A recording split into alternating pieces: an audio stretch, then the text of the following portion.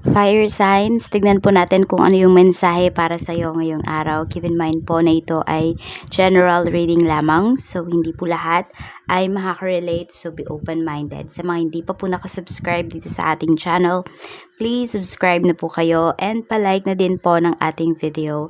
At sa mga nais naman po mag-avail ng ating private readings, ng ating Evil Eye Amulet at ng ating Tiaras Bracelet, makikita nyo po yung link sa description box. Tarot Intentions by Aliana Ray. So, dun lang po kayo mag-message or kaya naman sa ating email. Nasa description box na din po yan. So, tignan natin ano ba ang mensahe para sa'yo ngayong araw na ito. April 15. Happy birthday, Aries! So, still birthday season pa rin ni Aries. Kung hindi niyo pa po napapanood yung inyong birthday season, birthday reading po ninyo, nandito yan sa ating channel. Tingnan natin. Mensahe po natin, Spirit Guide.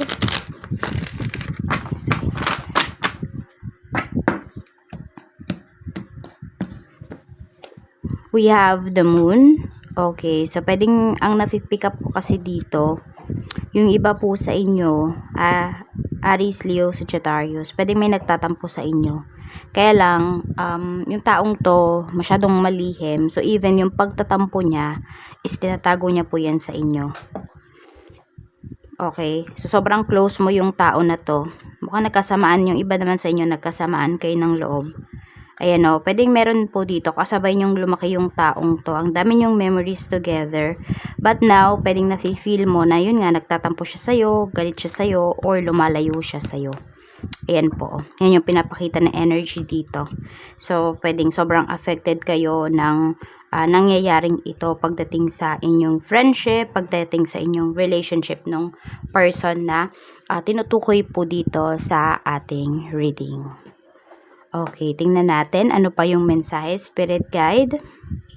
Kamusta po ang energy ni Fire Signs? We have Wheel of Fortune. Kaya lang kasi, nakikita ko naman dito, maganda naman po yung inyong outlook sa life ngayon. Actually, mas positive kayo ngayon. Okay, pwedeng you are reaping, you are reaping your good karma this time. Kung napapansin ninyo, fire signs, mga good karma ba or mga good things ba yung nangyayari sa life ninyo ngayon, that is your good karma. Ayan, hina-harvest nyo na po ang inyong mga good karmas, kaya wag na kayong magtaka kung puro positive things ang mangyayari po sa inyong mga buhay nitong mga susunod na araw or na buwan even. Kasi pwedeng napagbayaran nyo na yung mga karmic debt po ninyo. So, tingnan natin ano pa yung mensahe para sa iyo. We have King of Cups. Okay? So, medyo meron nga talaga ditong emotional na tao. Ayan. Ito yung tao na yun eh.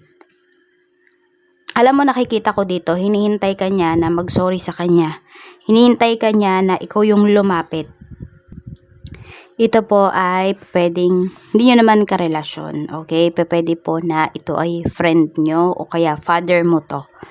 Ayan, pwedeng yung father mo may tampo na nararamdaman sa'yo.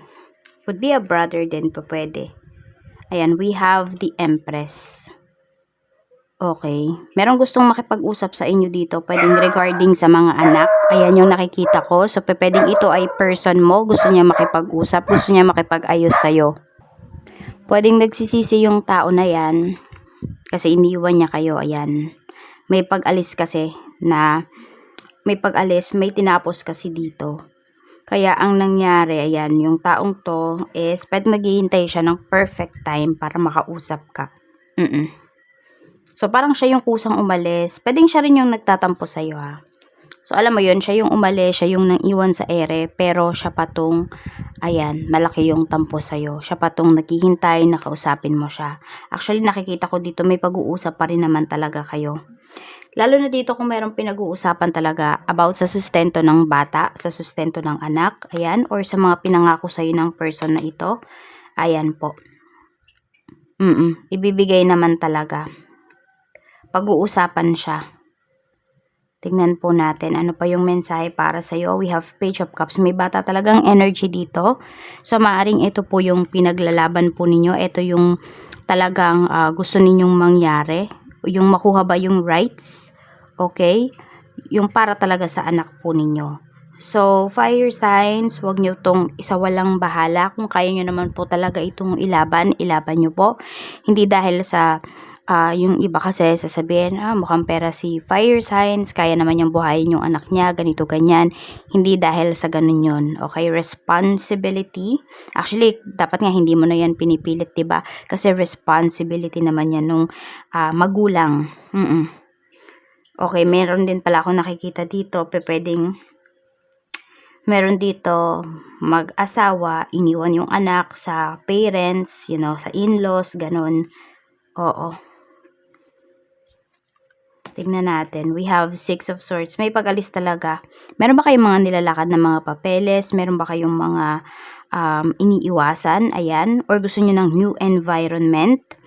Yan po kasi yung pinapakita dito, fire sign. So, maaring marami sa inyo ngayon, gusto nyo talaga muna ay tahimik na pamumuhay, tahimik na environment.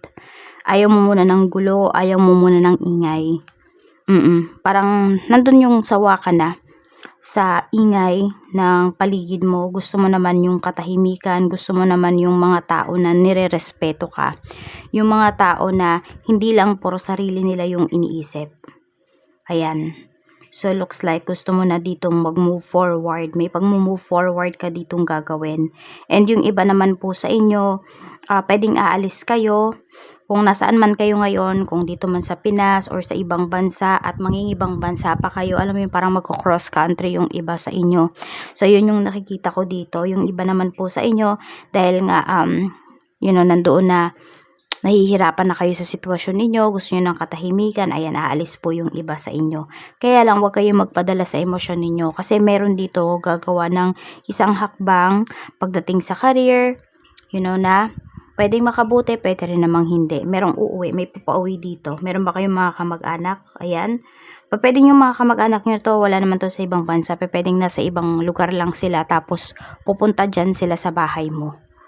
Ayan, mukhang mag-o-offer to ng sorry. So, meron dito hinihintay ka, meron naman dito hindi makapaghintay na makausap ka.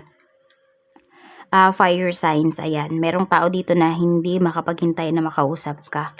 Okay, may new beginnings pa para sa inyo nung taong to. Pero yung new beginnings na to, pwedeng kahit ano tong relationship ha.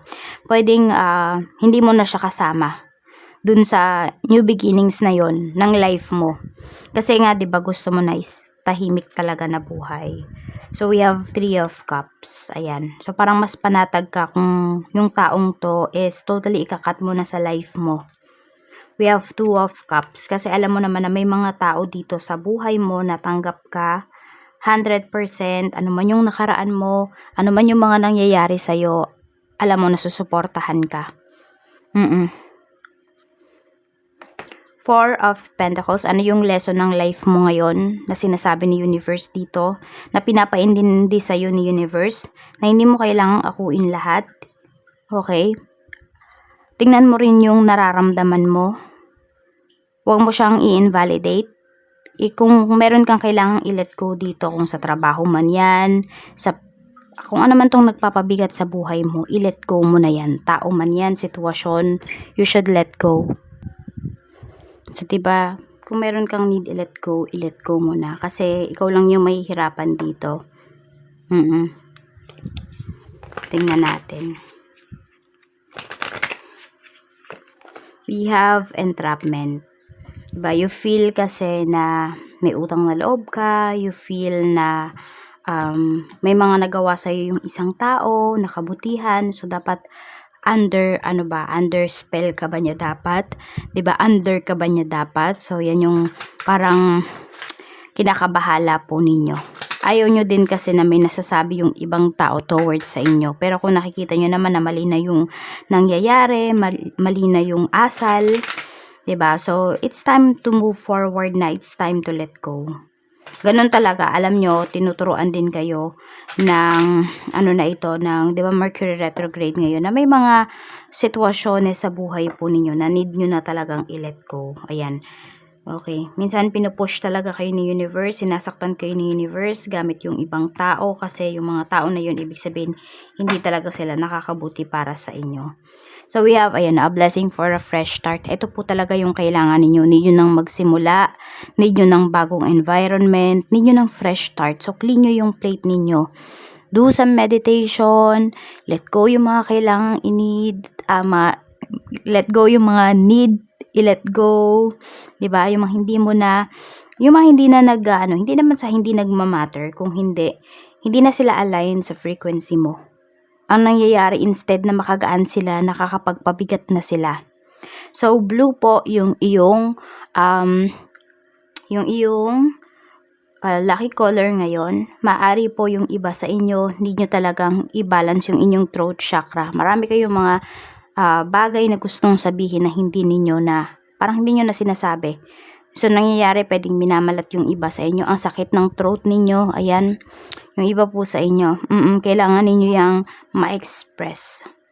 Okay, so 34, dalawang 34 yung lucky number mo dito eh. Ayan oh.